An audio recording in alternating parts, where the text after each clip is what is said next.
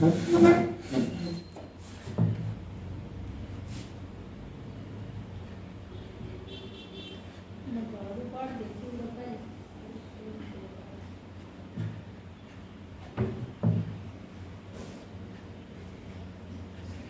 20-25 साल हमने बहुत मारिए थे, 5-5 हज़ार ये मारते थे। और ये जंगाएं वो डेवलप होती थी। अब उनके क्या बताएं कि इनको हाथों में ये नहीं आते थे पकड़ने से, ये पिंडियाँ नहीं आती थी। लेकिन अब ये 40 से पहले पहले इसको ख़त्म कर दिया।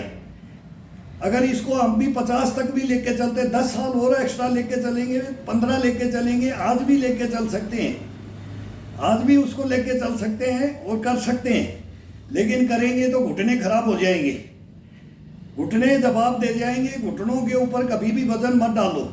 अब ये थाई और एडी को उठा करके थाई और पिंडी के ऊपर ये, और घुटनों को थोड़ा सा आगे रखो और थोड़ा सा ये रखो। अब धीरे धीरे ये बैठते बैठते अब ये थाई पे आएंगे, तो थाई का मांस और पिंडी का मांस के ऊपर ये, और हिप के ऊपर, हिप के गोड़ों को एक खिंचाव देते हुए ये तनाव, ये अब नीचे की तरफ आओ। अब घुटनों के ऊपर बिल्कुल वजन नहीं जाएगा इसका, बिल्कुल घुटनों के ऊपर कोई वजन नहीं जाएगा। घुटनों के अंदर तो इसका ब्लड का सर्कुलेशन होगा, ये आज़ाद होंगे। और अब अगर खड़े होकर के और ये मारना लग जाएंगे, ये करेंगे तो ये घुटने बैठ जाएंगे। ये बिल्कुल 35 तक है। ये 35 के बाद में मैं तो बोल रहा हूँ, ये करने वाले बाद में मैं देखता हूँ कि क्या होगा। भाई अभी भी बोलते हैं कि इतने सपाटे, इतने घुटनों को बांध करके ये कर रहे हैं, जबरदस्ती कर रहे हैं, ये बहुत गलत है। फिर वो साइंस को मत मानो, डॉक्टरों के पास भी मत जाओ कि ये घुटनों को तो बोलते हैं कि थोड़ी बहुत साइकिलिंग कर लो। ये पैरों के ऊपर करके साइकिल जरूरी नहीं है, बाइसिकल जरूरी नहीं है, ये वैसे ही किया जाता है। हवा में शीर्षासन में करो, अर्ध हलासन में करो। लेकिन नसों को, घुटनों को, ये जोड़ों ज्वाइंटों को घिसो मत। इनकी ग्रीसिंग अगर खत्म कर दी, बरकरार नहीं रखी, बाद में नहीं बनेगा। फिर वो ट्रांसप्लांट में जो वो बोलते हैं ना, ट्रांसप्लांट, इनको चेंज ही कराना पड़ जाएगा। ये चेंज ही होंगे। फिर ये हिप के गोड़े, ये सब चेंज ही बोलते हैं। डॉक्टर कोई इलाज नहीं है, कोई पेन किलर दे देते हैं, भाई जीवन गुजारो। लेकिन ये कभी नहीं जाएं। इनका इलाज क्या है? ये पैरों का, फिर इसके बाद में ये पैर को ये खड़ा करना, ये करना, ये साइडों में ये करना, ये सब इसके इसी एक्सरसाइज। अब कमर से ऊपर एक्सरसाइज किया तो अभी इसको लेना है।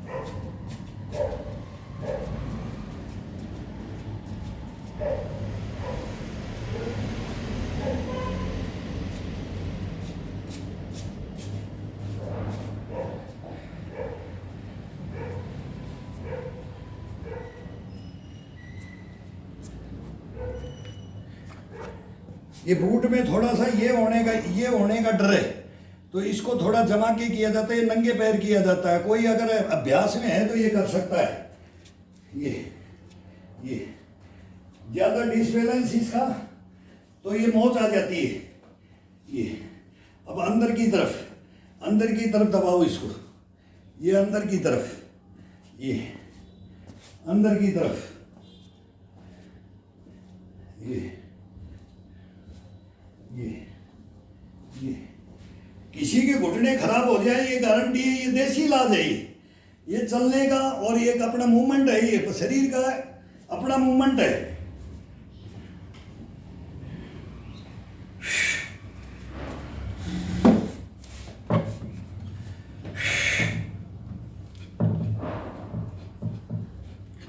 100 150 ये जंप करो, और फिर इसके बाद में फिर इसको रिलैक्स कर दो। जैसे बाजुओं को रिलैक्स करते हैं, कोहनियों को, कंधों को रिलैक्स करते हैं, वही है इसका पैरों को। इसको भी रिलैक्स करने के लिए अब ये भर जाएगा, पूरी मांसपेशियां पैरों की, थाई की, पिंडी की सब जागृत हो जाएगी।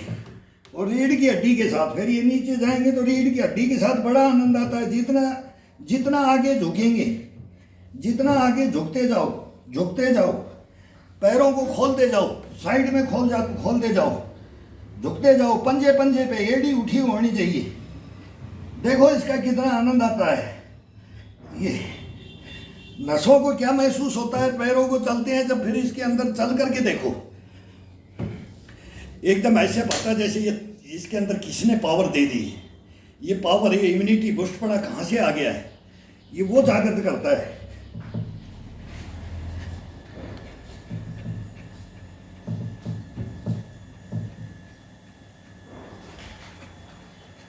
नमन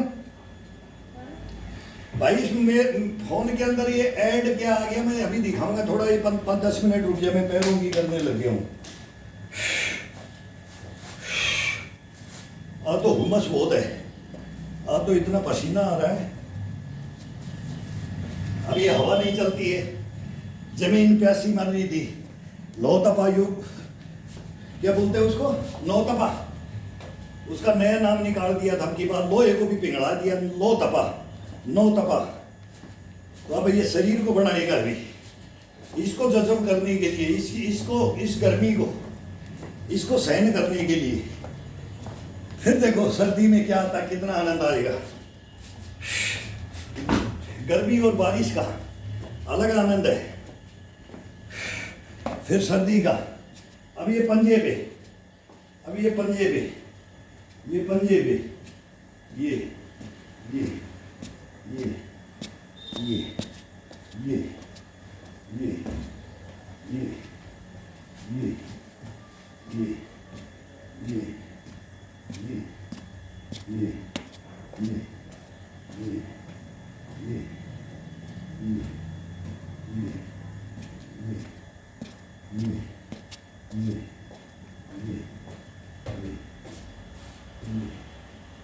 ये एड़ी को नहीं टिकाना है, पंजे पंजे पे, पंजे पंजे पे, पंजे पंजे पे।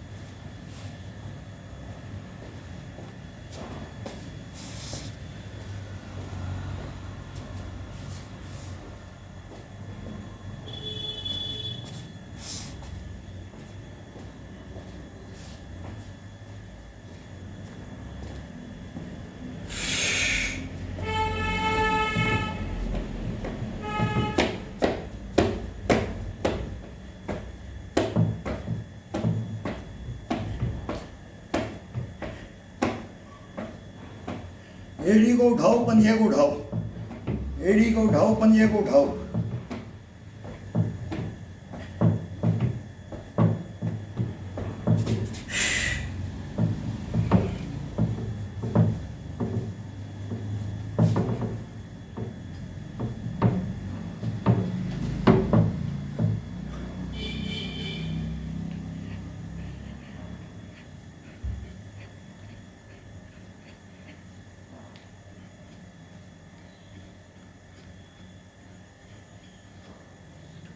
कम से कम 500, 300, 400, 500 कम से कम।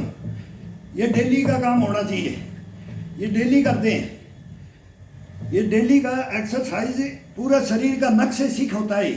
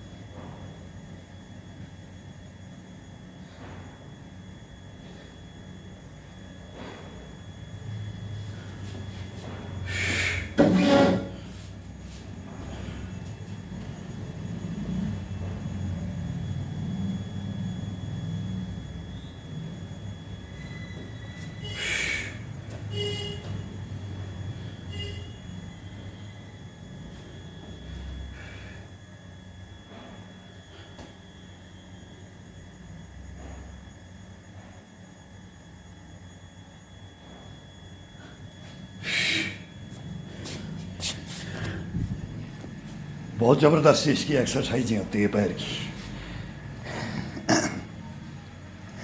दिल लगा करके, मन लगा करके, लगन लगा करके, जज्बा और जुनून भर करके करना पड़ेगा। बाकी फिर बहुत आसान है, इसमें कुछ नहीं है, बड़ा आनंद आता है, इसमें कोई परेशानी की बात नहीं है। ये जोर जबरदस्ती भाई हम ये तंग हो रहे हैं, नहीं, इस बॉडी का आनंद, इस शरीर का आनंद को लेकर के देखो, इसको दिला करके भी देखो। ये ना आप ले सकते हैं ना हम ले सकते हैं। अगर ऐसा रखेंगे तो कुछ नहीं होगा, सुला के रखेंगे तो कुछ नहीं होगा। अगर इसको दे दिया, ये अपने एक तोड़ा नहीं रखेगा अपने अंदर, ये पूरा उड़ेल देगा आपके ऊपर, पूरा न्योछावर कर देगा। और आप इसके ऊपर इतना घमंड, इतना प्राउड आ जाएगा कि आप इसके ऊपर न्योछावर कर दोगे। और फिर ये हथें ऐसे पकड़ करके देखोगे ना, तो अपने आप ही गश्तपना और इम्यूनिटी बुस्टपना अपने अंदर ही धारण करके रखता है ये। और कभी इसके अंदर एक तोड़ा भी कम नहीं होता है कि आप लास्ट 100 ईयर का बोलो ना, लास्ट में 100 साल के हो जाओ, बोलते ना बुढ़ापा बचपन का पुनरागमन होता है, ये पुनरागमन होता है, इन क्रियाओं से पुनरागमन होता है। बाकी तो फिर इच्छाएं तो और वो तो परिपूर्ण नहीं होती, वो बिस्तर के अंदर वो मांग लेगी, वो नहीं। असलियत इसके ऊपर बोला जाता है, ओरिजिनलिटी ये होती है, इसके ऊपर बोला जाता है कि ये क्या मांग जाए कोई पता नहीं है, ये कहाँ खेल जाए, यहाँ कहाँ तैर जाए, ये कहाँ उड़ जाए, इसका कोई पता नहीं है। ये इसके अंदर कूट कूट करके अगर भर दिया जाए तो कहीं भी इंसान हिल नहीं सकता है, किसी के आसरे नहीं रहेगा, कभी दवाइयों के आसरे नहीं रहेगा, हॉस्पिटल के आसरे नहीं रहेगा, किसी का सहारा नहीं लेगा। ये करो, मेहनत है, मेहनत सभी करो।